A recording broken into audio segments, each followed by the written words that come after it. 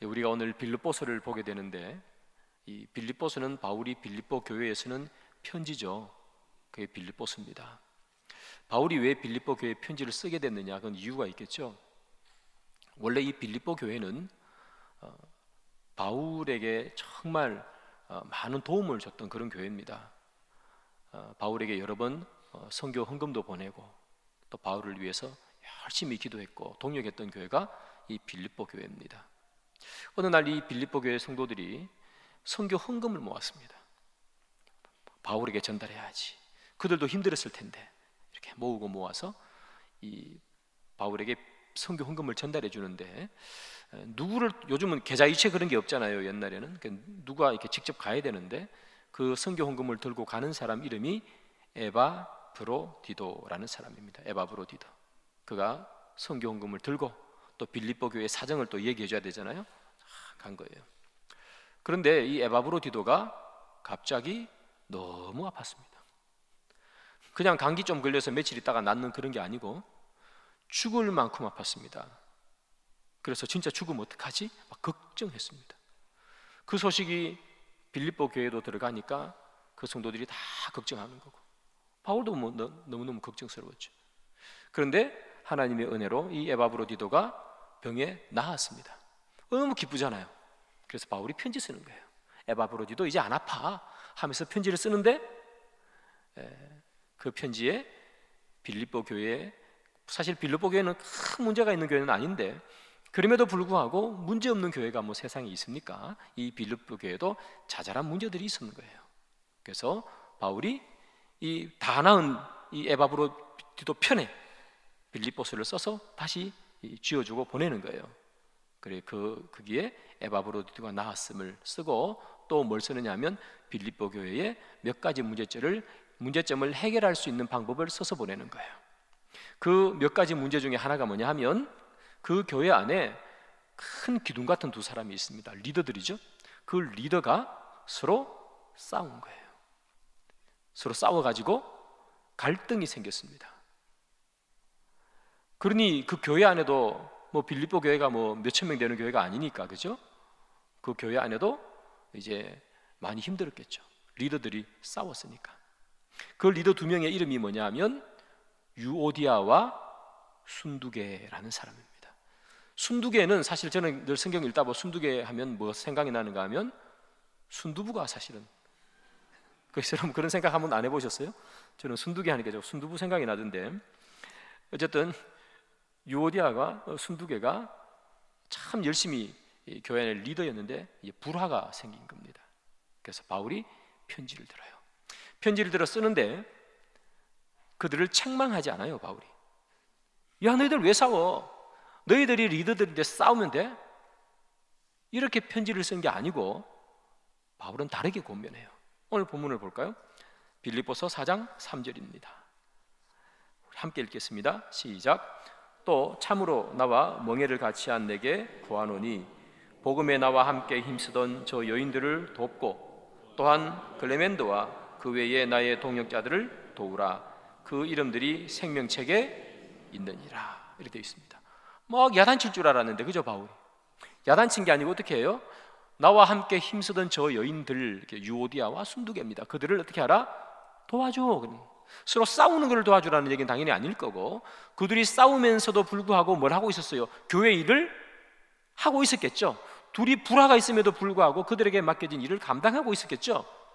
그래서 편지를 쓰면서 너희들은 저들을 도와줘 이렇게 표현했단 말이에요. 자, 그러면서 바울이 그 여인들을 이렇게 표현하는 거죠. 나와 함께 힘쓰던 저 여인들입니다. 바울이 원래는 아시아로 복음을 전하러 가려고 그랬는데 자꾸 마게도냐로 오라고 이렇게 꿈속에서 누가 손짓하잖아요. 그래서 바울이 아시아로 안 가고 마게도냐 지방으로 갔어요. 그래 처음 간 지방이 바로 빌립보죠. 유럽의 첫 번째 교회, 이 빌립보 교회입니다. 여러분 아시는 것처럼 자주장사 루디아를 만나가지고 그곳에서 교회를 세운 것이 이 빌립보 교회겠죠. 자, 여러분 이 빌립보 교회를 바울이 처음 세울 때는 지금도 생각해 보십시오. 여러분 개척 교회를 세운다고 생각해 보십시오. 제가 이제 개척을 해서 교회를 세웁니다. 여기 계신 분 중에 한 10명쯤 저랑 함께 교회 개척을 합니다. 그럼 어떻게 하겠어요? 열심히 하겠죠. 기도합니다 하면 같이 막 기도하고요. 우리 오늘 전도 나갑시다. 그러면 막 시간 내어가지고 같이 전도하고 와가지고는 주님 우리 교회에 부응하게 해주십시오. 막 기도하고. 주일이 되면 또 어떻게 해요? 한 10명 정도밖에 없으니까 음식 맛있는 거 해가지고 점심 막 나눠 먹고, 새 가족 한 명이라도 오면 어떻게 합니까? 막 와가지고 어서 오셨어요, 잘 오셨어요 하고 음식 주고 그러게 하지 않겠습니까?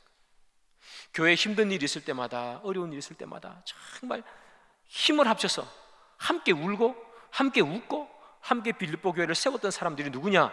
이 유오디아와 순두계란 말이에요. 그래서 바울이 뭐라고 표현했어요? 나와 함께 힘쓰던 저들, 이렇게 표현했단 말이에요. 바울이 교회를 세워나가는데 이 둘은 없어서는 안 될 존재였단 말이에요. 때로 기도가 필요할 땐 기도를, 또 물질이 필요하면 물질을, 헌신이 필요하면 헌신을, 이 둘이 힘을 맞춰서 열심히 했어요.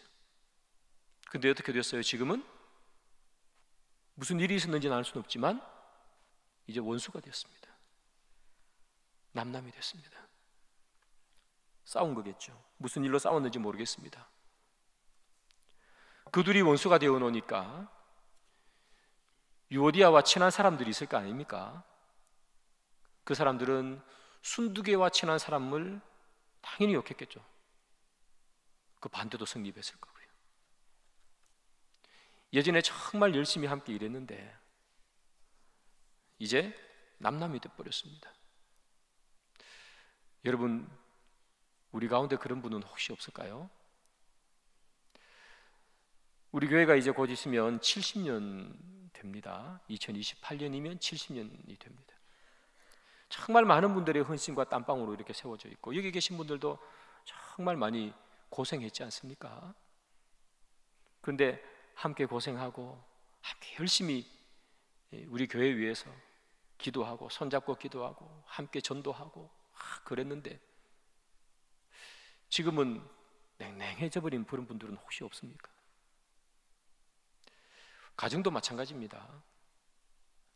참 좋아서 결혼해서 열심히, 우리 지금은 힘들지만 열심히 일해서 우리 아들, 딸 잘 키워보자, 그렇게 부부가 손잡고 열심히 결혼을 하고 살았는데 시간이 흘러가다 보니까 서로에게 준 상처도 있고 아픔도 있고 하다 보니까 지금은 냉랭해진 그런 부분은 또 없습니까? 또 여러분 뭐 형제 자매들 가운데서도 마찬가지죠. 어릴 때는 형, 동생, 누나 이렇게 재밌게 크다가 무슨 일인지 모르겠지만 또 반목이 생겨가지고 가족들 가운데, 친척들 가운데 그렇게 냉랭해져 버린 분들은 없는가 말이죠. 오늘 바울이 그분들에게 주는 권면의 이야기가 오늘 본문이에요. 이 바울이 요디아와 순두계 이분에게 이렇게 권면해요. 4장 2절입니다. 다 같이 읽습니다. 시작. 내가 요디아를 권하고 순두계를 권하노니 주 안에서 같은 마음을 품어라. 뭐라고 했다고요? 같은 마음을 품어라. 같은 마음을 품으라라는 말은 지금 그냥 한 마음을 품어라 그런 얘기겠죠? 한 마음이 돼야 돼, 그런 얘기입니다.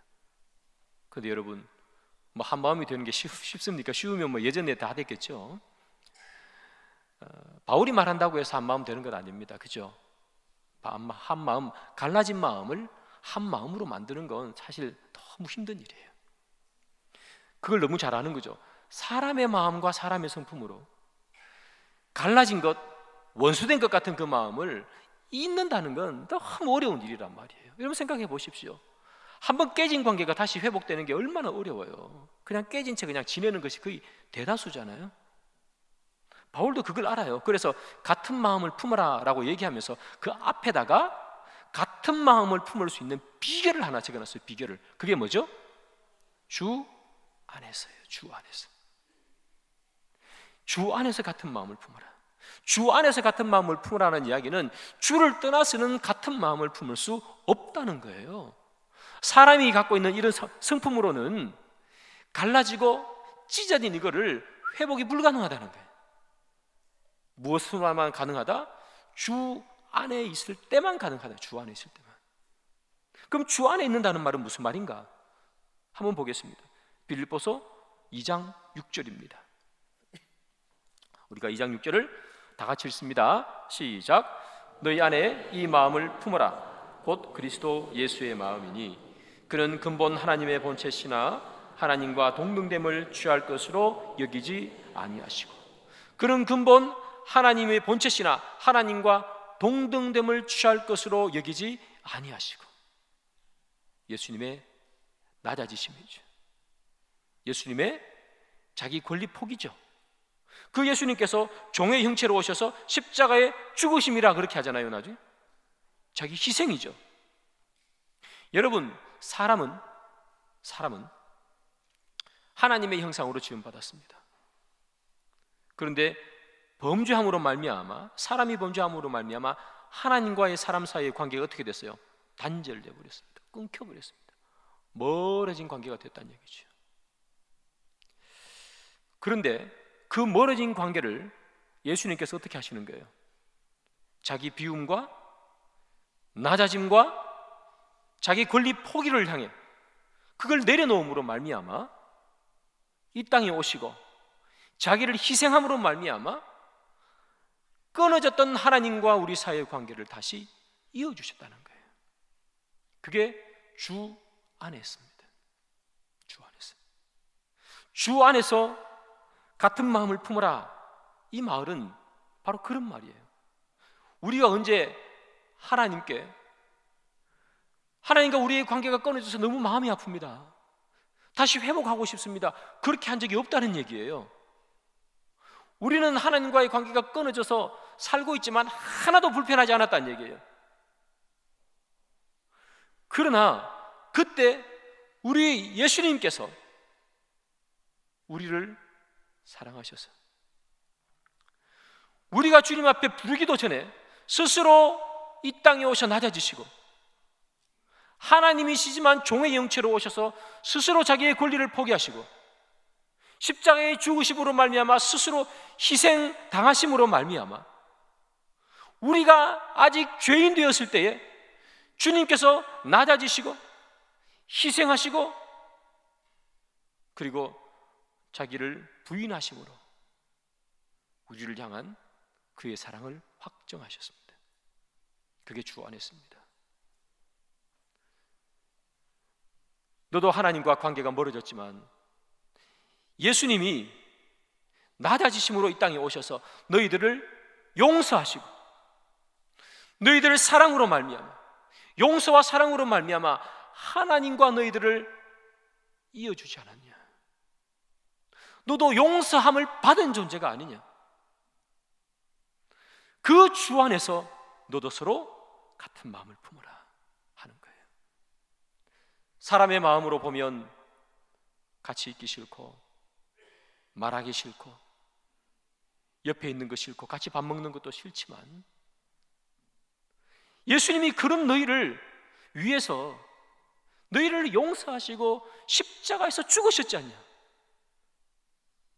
그러면 너희들도 그런 용서함을 받았으니 너도 그렇게 용서하며 같은 마음을 품고 살아야 되지 않겠니? 그렇게 말하는 거예요. 사랑하는 여러분, 그런데 이 오늘 본문을 보면 예수님이 그렇게 용서하고 낮아지고 자기 권리를 포기하고 그렇게 하셨던 이유가 왜 그렇게 하셨는가 보죠. 그 이유가 오늘 본문에 보면 기가 막힌 한 단어로 설명합니다. 그 단어가 뭐냐? 빌립보서 4장 5절에 나오는 단어죠. 다 같이 읽습니다. 너희 관용을 모든 사람에게 알게 하라. 주께서 가까우시니라. 너희 관용이 관용. 여러분, 이 관용은 다른 말로 하면 긍휼이라는 거예요. 긍휼은 뭐냐? 불쌍히 여긴다 하는 겁니다. 왜 예수님께서 우리를 불쌍히 여기냐? 왜 예수님께서 낮아지시고 왜 예수님께서 자기 권리를 포기하시고 십자가에서 죽으시고 우리를 용서해 주셨는가?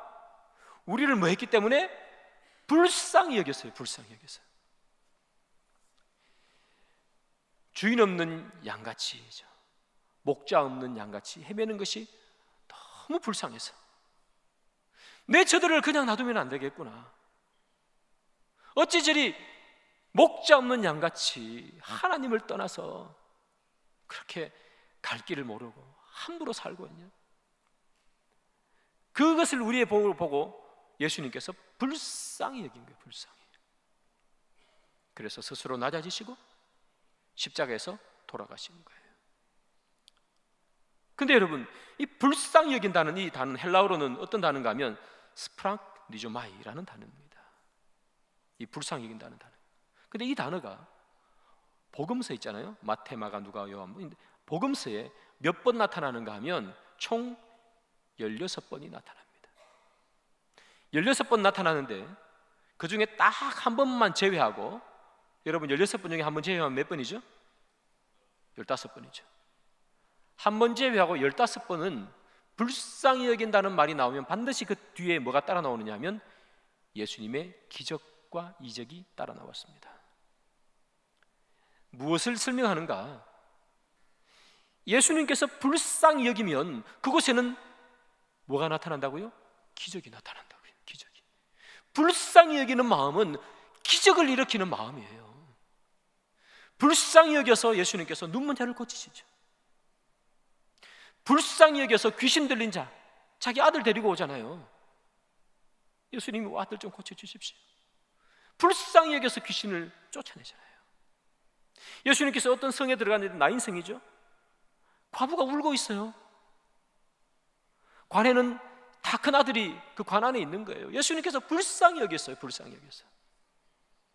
그 아이가 다시 살아나죠. 여러분, 불쌍히 여기는 마음은 기적을 일어내키는 마음이에요.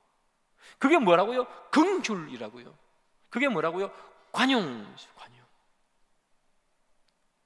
사랑하는 여러분, 우리는 무엇이 기적이냐?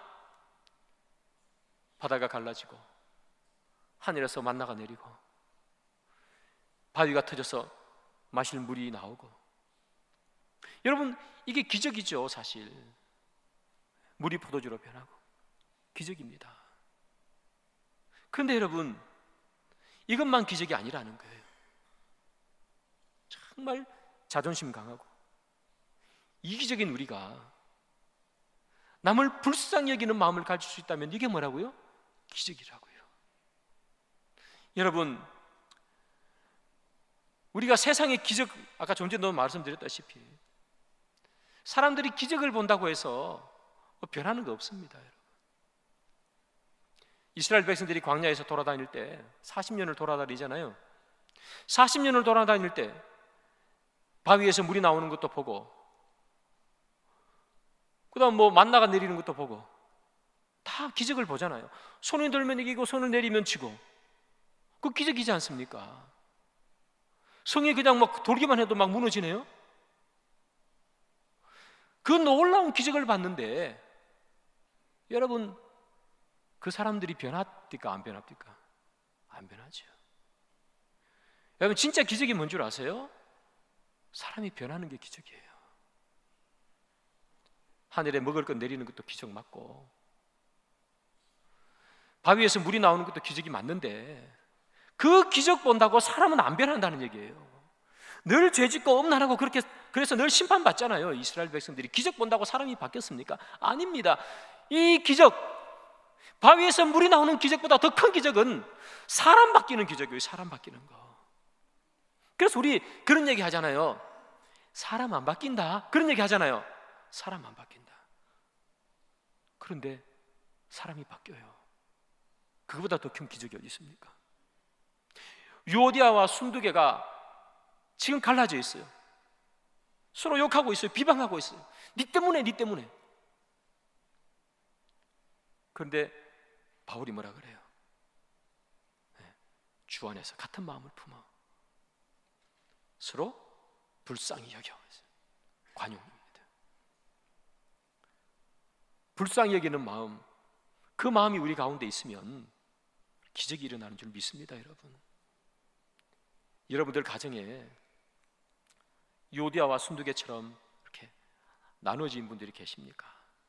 부부 간에, 부모와 자녀 간에, 또는 친척들, 형제자매들 간에 용서할 수 없고 이해할 수 없는 마음들이 우리 가운데 있지만, 그때 여러분 주 안에서요, 주 안에서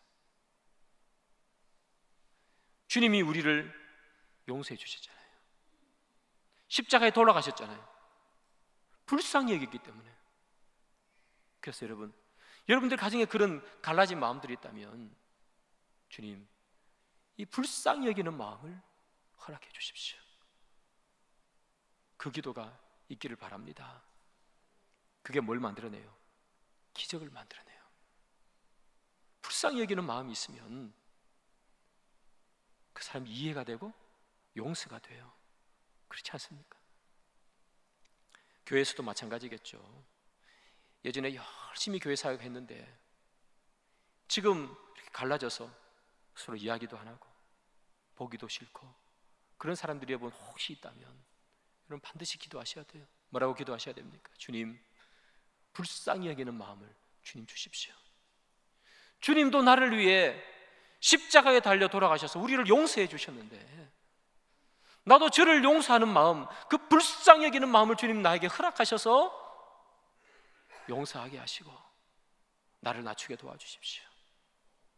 사랑하는 여러분, 그 불쌍하게 여기는 마음이 우리 가운데 있으면 깨어진 관계는 다 회복되는 줄 믿습니다.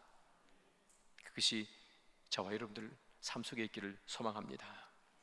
자, 바울은 이렇게 불쌍히 여기는 그 마음, 긍휼한 마음, 관용하는 마음, 그 마음을 가지고 주 안에서 하나 돼야 돼, 그렇게 얘기했죠.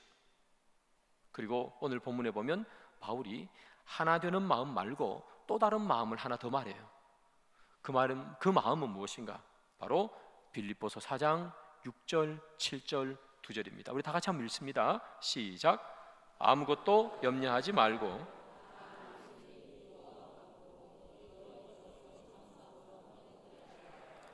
그리하면 모든 지각에 뛰어난 하나님의 평강이 그리스도 예수 안에서 너희 마음과 생각을 지키시리라.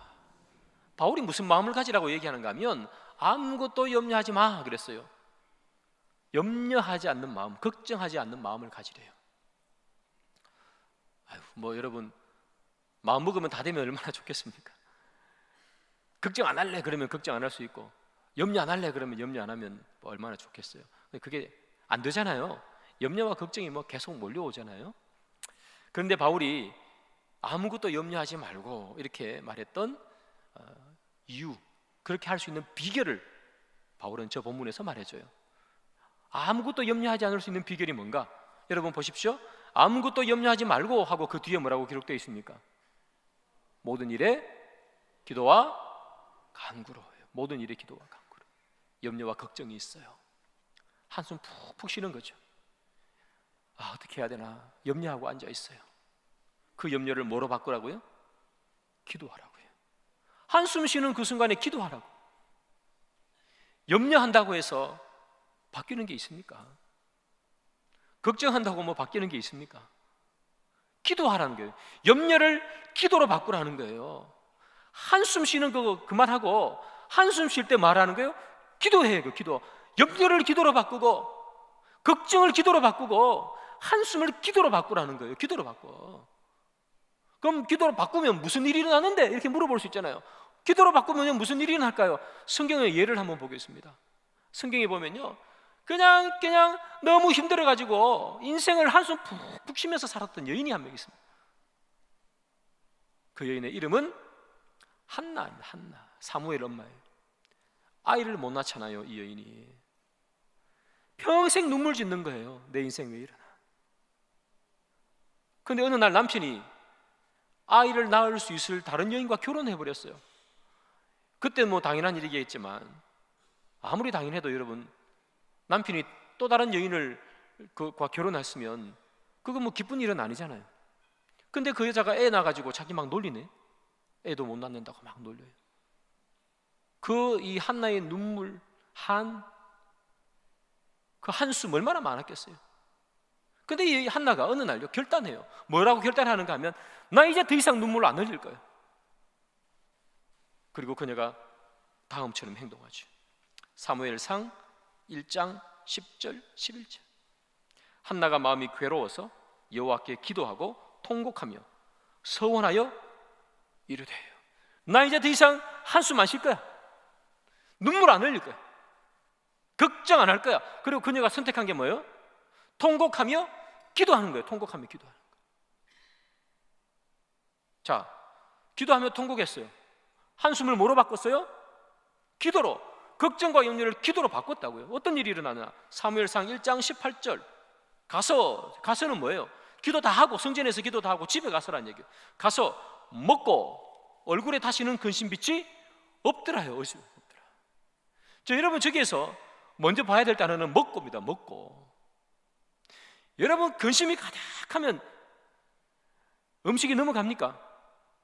안 넘어갑니다, 여러분. 집에 큰 일이 있어요. 막 걱정, 근심이 쌓여있는데 남편은 집에 와가지고 삼겹살 고기 구워 먹고 있으면 아내가 뭐라 그래요? 그게 입에 들어가나? 막 그러잖아요. 근데 이 여인은 지금 입에 들어가요. 왜 들어가요? 이제 근심이 사라진 거예요. 그리고 먹고 다음에 뭐라고 나옵니까? 근심, 빛이 없더라요. 뭐 환경이 변한 게 있습니까, 여러분? 기도하고 집에 와가지고 뭐 근육이 뭐 배에 뭐 아기가 생겼습니까? 환경 변한 거 하나도 없습니다. 남편의 또 다른 부인인 이 버닌나라는 여인은 여전히 그녀를 괴롭혔습니다. 아이 못 낳는다고. 환경 변한 거 하나 없고 아무것도 바뀐 거 없습니다. 그런데 걱정과 근심을 뭐로 바꿨어요? 기도로 바꿨더니 첫 번째 뭐 한다? 먹더라. 두 번째 뭐예요? 근심 빛이 사라졌어요. 근심 빛이 사라졌어요. 어떻게 하면 여러분 우리의 인생에 근심과 아픔을 이겨낼 수 있을까? 기도할 때 가능하다는 거예요. 우리의 염려를 기도로 바꿀 때 사람의 마음으로 안 된다는 거예요. 기도로 바꾸면 바뀐다는 거예요. 어떻게 바뀝니까? 빌립보서 4장 7절이에요. 다 같이 한번 읽습니다. 시작. 그리하면 모든 지각에 뛰어난 하나님의 평강이 그리스도 예수 안에서 너희 마음과 생각을 지키시라. 아무것도 염려하지 말고 오직 모든 일에 기도와 간구로, 그죠? 너희 구할 것을 감사함으로 하나님께 아뢰라. 그리하면 모든 지각에 뛰어난 하나님의 평강이, 하나님의 평강이. 여러분, 이 한나가 괴로웠습니다. 얼마나 괴롭겠습니까? 결단하고 기도했더니 근심빛이 안 보이는 거예요. 왜요? 하나님이 그에게 뭘 주셨어요? 평강 주셨어요. 평강. 걱정, 근심거리가 다 사라져서 평강이 아니고 환경은 변함이 없는데 그녀의 마음속에 근심이, 걱정이 사라지고 뭐가 생겼다? 평강이에요. 평화, 화평, 평강이 생겼다는 말이에요. 에이레네, 평강이 생긴 거예요. 샬롬 생긴 거예요. 사랑하는 여러분, 하루도 빠짐없이 근심과 걱정을 달고 사는 우리 아닙니까? 믿음이 부족해서도 아니고 세상이 그렇습니다. 저도 걱정, 근심이 하루도 빠질 날이 없이 저도 걱정, 근심하고 살아갑니다. 근데 주님 우리에게 뭐라고 얘기하십니까? 걱정, 근심만 하고 있지 말고 기도해 하는 겁니다. 기도해. 그러면 하나님께서 너희 마음에 평강을 주실 거야. 비록 내 환경이 변하지 않아도 내 마음속에 말할 수 없는 평강이 있을 거야. 그 평강이 너희 마음과 너희 생각을 지키시리라. 일주일 동안 열심히 세상에 사시고 또 일주일을 열심히 살아야 되는 여러분들의 마음속에 주님이 주시는 평강이 있기를 소망합니다. 화평이 있기를 소망합니다. 샬롬이 있기를 소망합니다. 사랑하는 여러분, 힘들고 어지러운 세상 속에서 한숨만 쉬지 마시고 꼭 기도하시기 바랍니다. 하나님이 주는 평강이 강물처럼 여러분들에게 흘러가는 또 한 주가 되기를 주님의 이름으로 축복합니다.